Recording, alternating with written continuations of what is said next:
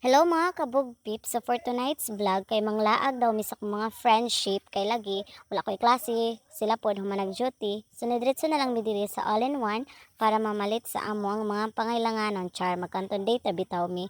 So nidiretso na mi og sulod kay mga baga biya mignaw. Then nangita na mi og asang area ang Pansit Canton aning dapita. So perting pangita namon abot mi sa Zone Rocks nga area. So nara day siya sa kinalasan so wala mi nakabalo kay mga danghag man mi. So say hi guys. So we found a Pansit Canton. O di ba gamay ra sad among paliton kay para iwas UTI charot. So nagbayad na din mininigawas na charang. Then mao ni siya akong mga kauban guys. So mo to nagdadali na mig travel padulong sa balay sa kong barkada kay didto na mi maghimuay ani. So nana nagkatapok na sad mi og balik dayon.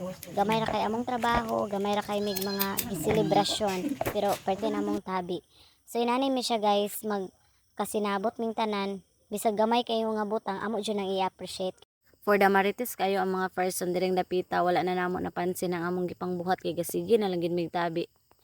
So karon magkuan ako no kog nesty.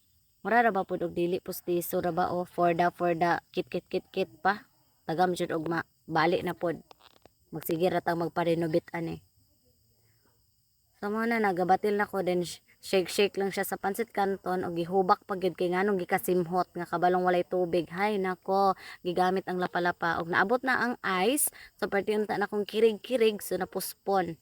Kaya naabot si Babang. So for the dok on the wall ko ani panahona. So sila siguro marites sura ako while batiling business ti.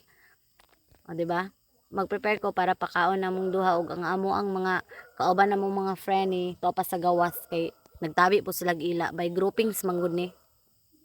So ako pod bisag nagkapuliki-puliki sige pag yung tabi sus Ginoo ko nimo Jen pagkat maritisa gid nimo. So bahala na siya diha pasag dai ra siya sa gibuhat kay kana silang duha mura pagkaron pagakita sig tabi. So charang.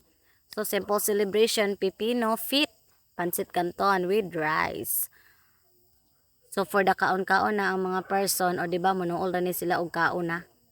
O dagko pa kayo mga hungit di maulaw. Pero sagdain na lang kay karon pa man ni nagkatapok na pud og balik. Sa makamingaw bini mga friend ni so busog na ang mga boys. Lantaw-lantaw na lag TV og kami for the marites ra gihapon murag karon pa nagkita.